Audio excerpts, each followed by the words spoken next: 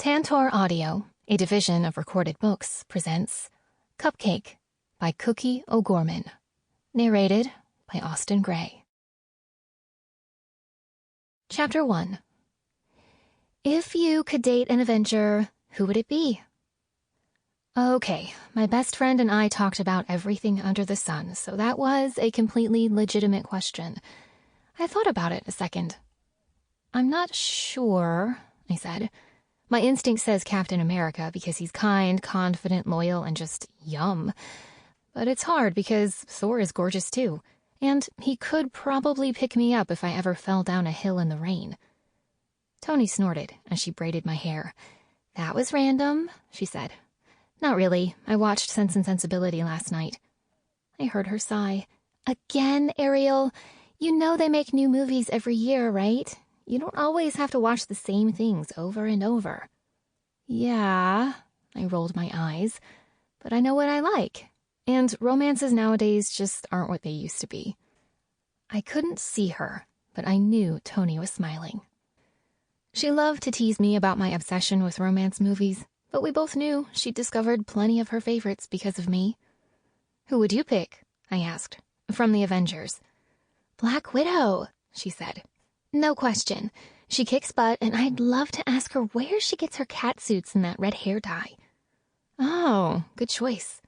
Thanks. Hey, I said, touching a strand of my dark brown locks. Speaking of hair, I was thinking of adding some highlights. Do you think you could... She tisked, then gave me a sharp tug, making me gasp. Ouch! What the heck? My eyes shot to the front of the classroom, but there was no need to worry. Our substitute teacher was currently nose-deep in his crossword. Tony and I were seniors. This was health, our final class of the day, and he'd given us the last 10 minutes to talk. It was all good. Well, except for my hair-pulling bestie. What was that for? I asked. You ruin a good mane like this with cosmetic enhancement, and I'll never forgive you, Tony warned, running her fingers through my hair. She always made me look like I'd just visited a professional stylist.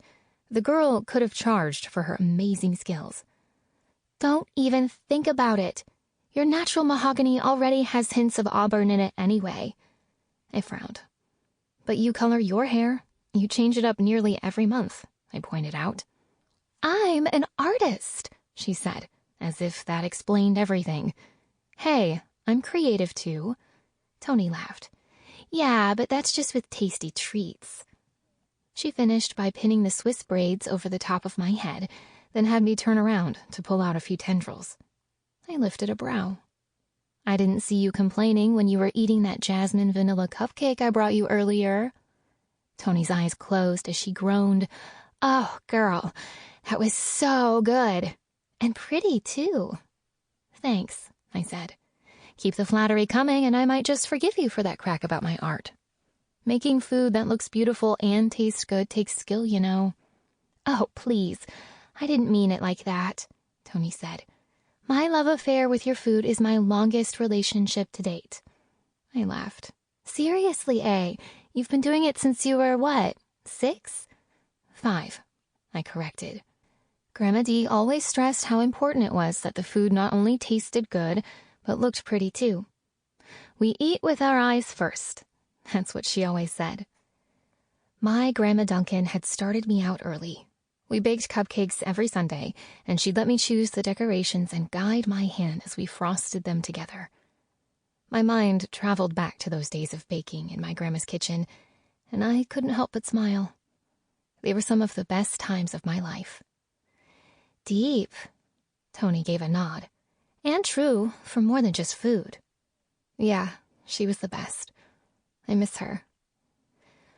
Well, at least her baking lives on through you, my best friend said. I can't even cook spaghetti, let alone make those little yummy flowers made from that stuff. What is it called again? Farquaad?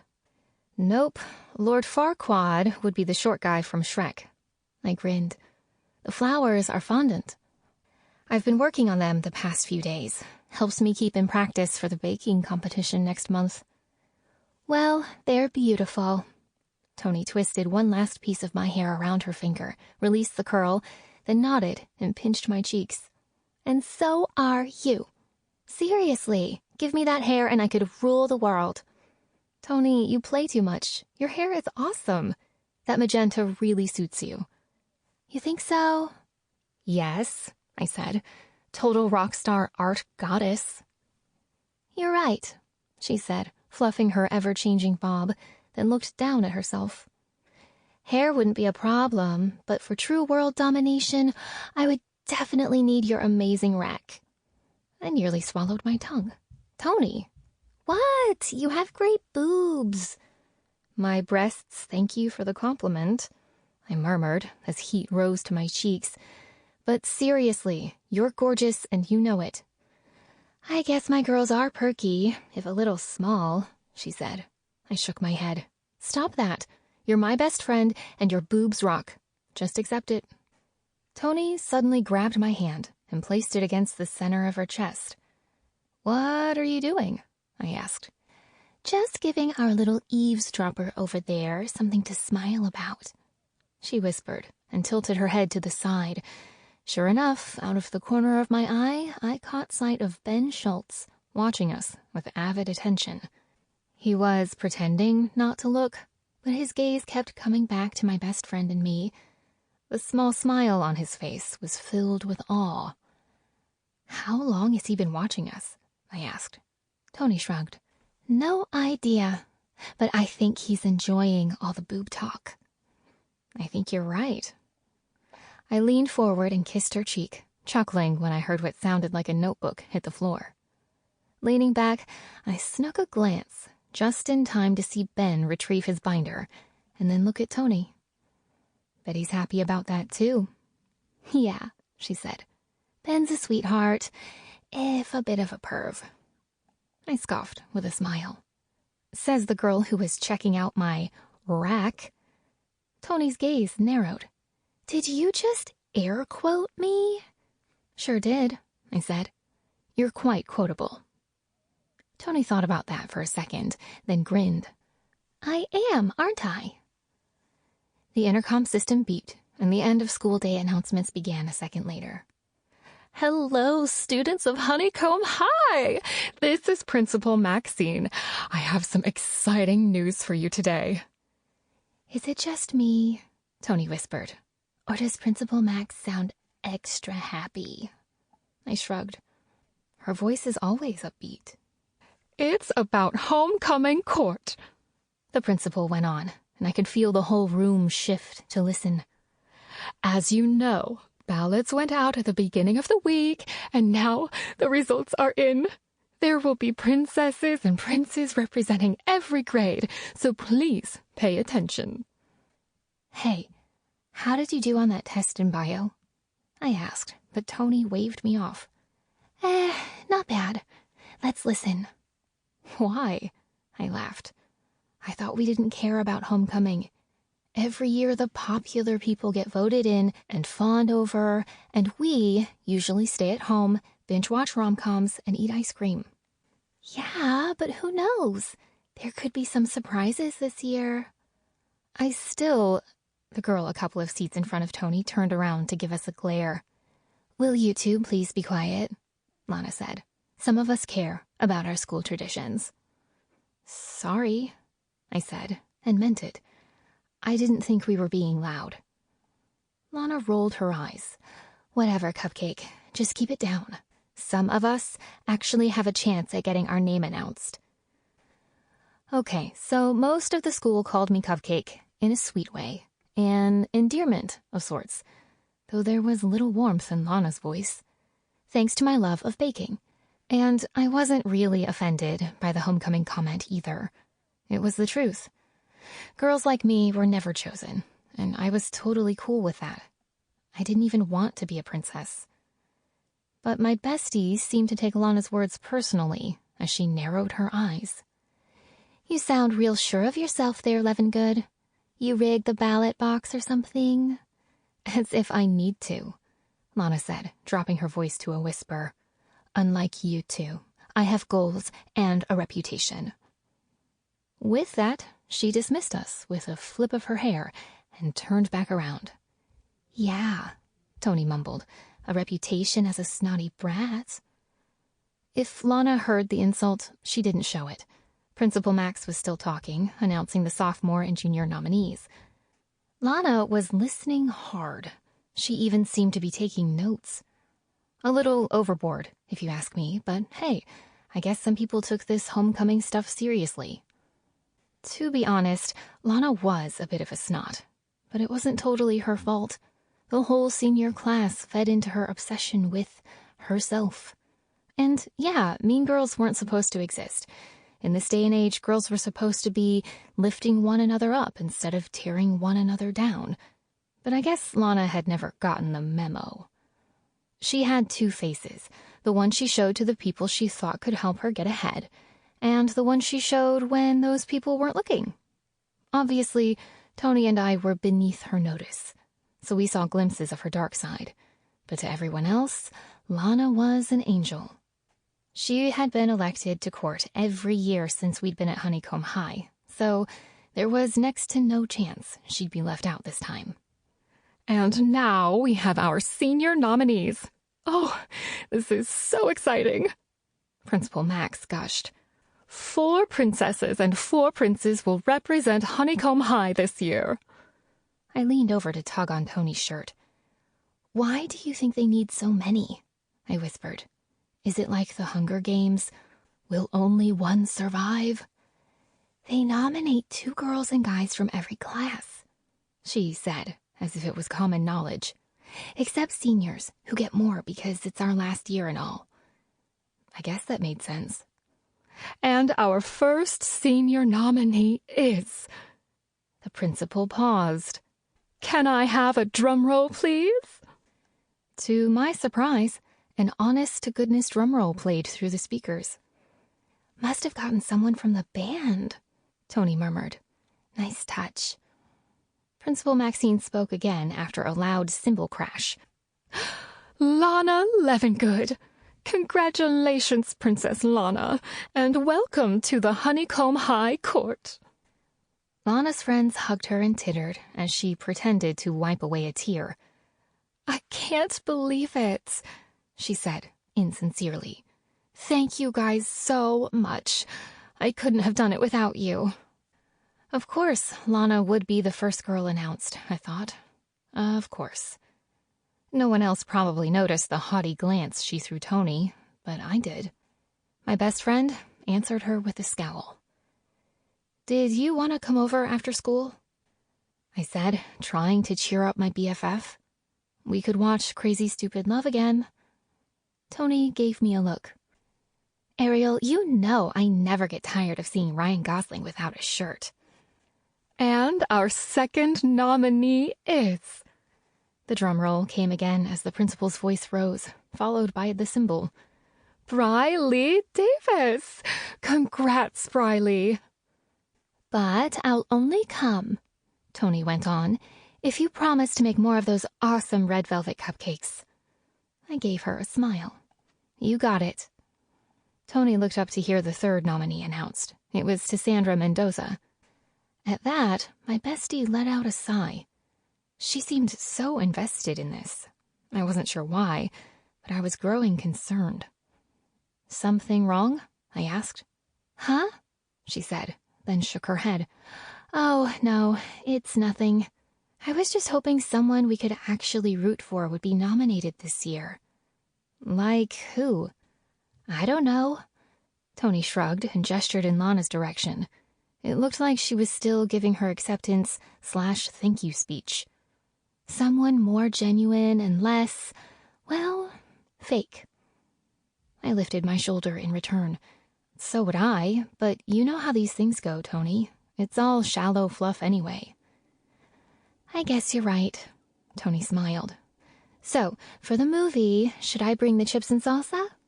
I was just about to say, heck yeah, when Principal Maxine's voice came over the speaker again. Only one more princess to go, she said, her voice echoing out to the entire school. Who will the lucky girl be? I'll tell you in a moment. You were right, I said on a laugh. She is really into this. I know, Tony said. It's like she's puking up rainbows with every new name or something. The visual of Principal Max spewing rainbows everywhere soon had me giggling. But that would disappear in the next second. Our final princess is Ariel Duncan! An earthquake, right here in Georgia, would have been less of a shock. Chapter 2. Way to go, Ariel, and welcome to court. Principal Max continued as if the school hadn't been hit by a tornado like in the freaking Wizard of Oz, taking us to a completely new land. I wouldn't have been surprised if little orange men in green hair and overalls jumped out and started doing a jig. There are our 4 princesses, and one of them will be your queen. Congratulations again to all the nominees. Now, on to our princes. My ears cut out at that moment.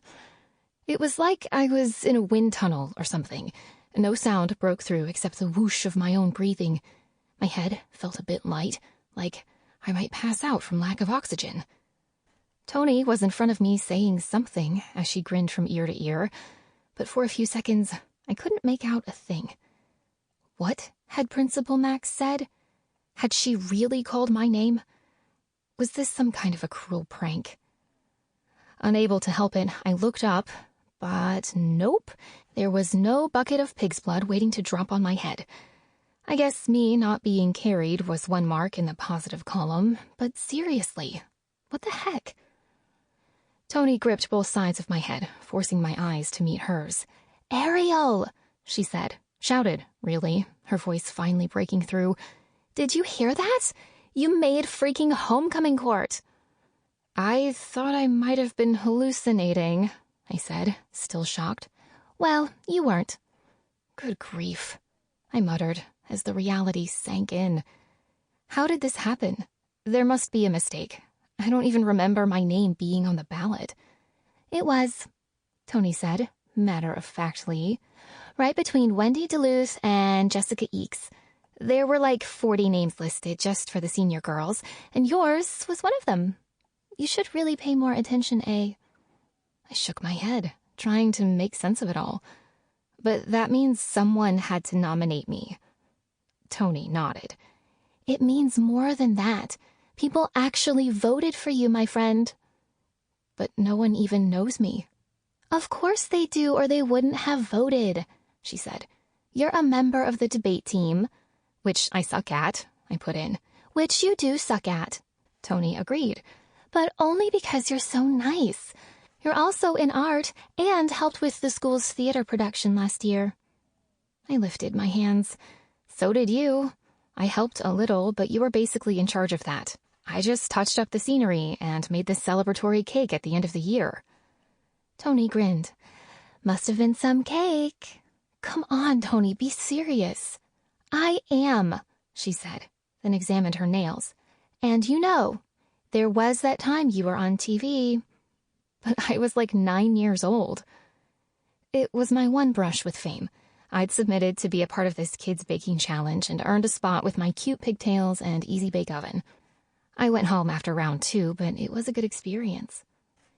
Then, in middle school, I'd started a baking vlog, which now had a decent following. It paired 2 of my favorite things, desserts, cakes, cookies, cupcakes, etc., with my favorite movies. But that was just for fun. People love a hometown star, Tony added. I'm just saying. Wow, I breathed. Yeah, wow, and yay, and all the other words used to convey happiness. Tony laughed at the look on my face.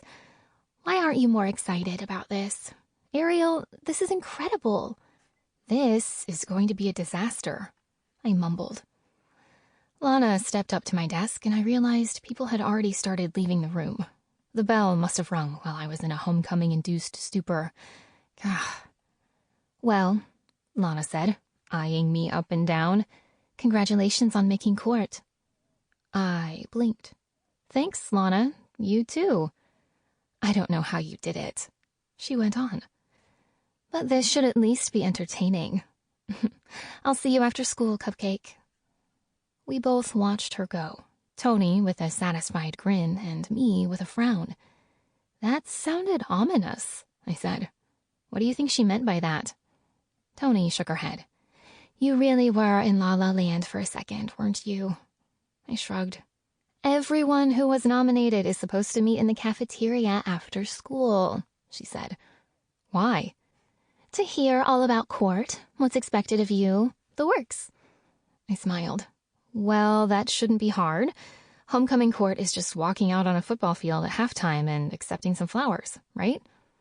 Tony chuckled while shaking her head at me. Right, she said in this drawn-out way that made me think it was so much more. But how could it be? I'd never been to homecoming, wasn't interested in football, and I'd preferred to keep my dancing skills confined to my bedroom. But it was just one night. There wasn't much to it. You better go, A. Wouldn't want to be late. As I walked to the door in a daze, the principal's words kept replaying in my mind. Me? A princess? I bit back a laugh. Yeah, right. If I was, I must have been Sleeping Beauty because I was obviously still dreaming. Chapter 3. If it was a dream, it was definitely one of those alternate reality ones where you can't wake up. People kept stopping me in the halls to congratulate me. Me! I couldn't believe it. Hey, congrats on the nom! Kendra Claire said. She'd been the lead in last year's theater production of Hairspray and was sensational. We'd bonded after I brought everyone in the cast and crew rose-shaped macarons on opening night. Kendra had said she'd been doing the theater thing for years, and that was the first time anyone brought her flowers. I'd responded that, with amazing talent like hers, it definitely wouldn't be the last. It'll be nice to see a real girl on the homecoming stage for once. Thanks, Kendra, I said, not really knowing what she meant. I kept walking, but was once again sidetracked by Teddy the Tank Kowalski. Yo, Cupcake, he said, stopping me a few feet in front of my locker and holding his fist out. Heard you're a princess. That's cool. I rolled my eyes, but tapped his fist with my palm. Well, not really. He lifted his chin. They going to give you one of those girly crowns to wear? A tiara? I asked. I hadn't really thought about it. If they do, you know it's legit, he said, and gave my shoulder a pat. Congrats. I blinked. Thanks, Teddy. Say hi to your little sister for me, okay? He nodded, then walked off. We'd had classes together since elementary school, but never really spoke before last year. Teddy had come to me out of the blue, saying it was an emergency situation. His sister's 10th birthday was coming up, and he was supposed to have ordered something special, a cake, cookies, donuts, etc., to celebrate. His parents had given him money weeks in advance to ensure they'd get an awesome surprise for their baby girl. Guess who'd promptly forgotten the cake, found the cash in his bag days later, couldn't remember what the money was for, and spent it on a new pair of Nikes? Yeah, that would be Teddy. The birthday party had been the next day.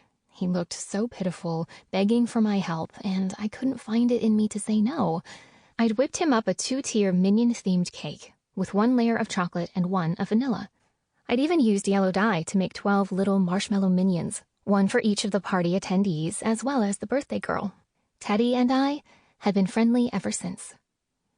Mrs. Reeves nodded as I passed by her biology classroom and stopped at my locker. We got along great. Okay, I was on good terms with pretty much all of my teachers, but Mrs. Reeves and I shared a common love of movies and sweets. I heard the news, she said, beaming. Way to go, Ariel. I know you'll do Honeycomb proud. Really? I joked. I wish I felt that certain. What do you mean? I shrugged. Pretty sure I'm not the typical princess, Mrs. Reeves. Translation, I'm confident and love myself just the way I am. But society might not see me that way. My look didn't exactly scream princess. Mrs. Reeves didn't seem to get my meaning. She pushed her glasses up her nose. Oh, is there some criteria for high school royalty I don't know about? I thought it was just based on who got the most votes. You're right. It is, I said. I just don't understand why anyone would vote for me. Again, Mrs. Reeves said, probing me with her shrewd gaze. Why wouldn't they? I didn't have an answer for that, but decided to try. Well, I'm awkward and quiet. I'd call you friendly and sweet, she put in. I nodded my thanks. It's just, I'm like a turtle. I love my shell, and I'm very content in the shadows. I've never really wanted to be in the spotlight, you know? I do know. But even turtles have to venture out once in a while. Sometimes life chooses your destiny for you. Mrs. Reeves smiled a second later. That was in my fortune cookie last night. I thought it would be appropriate here. I guess so, I said. Good luck, Ariel. And don't worry, I'm sure you'll knock 'em dead. I didn't want to kill anyone, I thought. Just get through this debacle unscathed. Several more people stopped to offer their congrats, and a few even said they voted for me. It hit me then, for the first time. Maybe I wasn't as under the radar as I'd thought. Other students noticed me, and they seemed genuinely happy for my success, which was actually kind of awesome. Because of all the pit stops along the way, by the time I left my locker, it was nearly 20 minutes after the final bell. The halls were less crowded, most of the students eager to be home or to start their after-school activities. The emptiness was good, since I needed to book it to the cafeteria. I walked as fast as I could. The only thing I hated more than the spotlight was walking in late, which automatically ensured attention I didn't want. I just looked down at my phone to check the time when I ran straight into a brick wall. Or that was what it felt like. I rebounded hard, falling to the floor and landing on my butt. Thank goodness I had some extra cushioning back there, I thought. Otherwise, the cold tile, which had to be layered over concrete, would have hurt like a mother. My bag, books, and phone had gone down as well, creating a little circle of chaos around me. Cringing, I surveyed the scene until my eyes latched onto what had caused me to fall in the first place. My eyes traveled up over thighs encased in black workout pants, a muscular chest covered by a long-sleeved HHS t-shirt, strong shoulders, square jaw, and stopped on stormy blue eyes. Gah, I thought, this was so cliché. What am I, a heroine in a rom-com? The guy I'd run into was frowning at me. Rumor had it, Rhys Castle rarely smiled, so I tried not to take it personally. He'd certainly never smiled at me. "Nice one, Cupcake," he said. "You okay?" I blinked. My brain must have been addled because all I could think in that moment was, wow, even Rhys knows my nickname. And on the heels of that thought, I've never seen such a pretty wall. Seriously, Rhys could have given Captain America a run for his money. I watched in a daze as Rhys collected my things off the floor, then looked at me again. "Need help getting up?" I snapped out of it at that. Ugh, if Honeycomb's Golden Boy quarterback had to help me, it would only add insult to injury. Trying to calm my blush, I struggled to my feet. "No, but thanks," I said as he handed over my stuff. "Sorry, I didn't see you. Thought I'd walked into a wall or something, which is pretty out there since, obviously, you're very much human." "You walk into walls often?" he said, and I couldn't tell if he was joking. I smiled anyway. It's been known to happen once or twice. My attempt at humor was a fail. He didn't crack. His lips remained stuck in a firm line. "Are you okay?" I asked. Maybe I'd hit him harder than I thought, and that was what was putting him in a bad mood. "I hope I didn't hurt you." "Oh, I'm good," he said. "Girls just throw themselves at me all the time. Just not quite so literally." Maybe you should go out for the football team."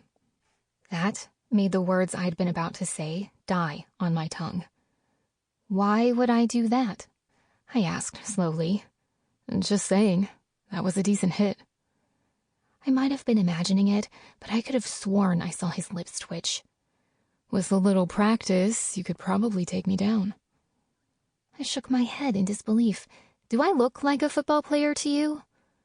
Rhys gave me a once-over, and for some reason, when his eyes met mine, I could feel my cheeks blushing. Watch where you're going next time. Sample complete. Ready to continue?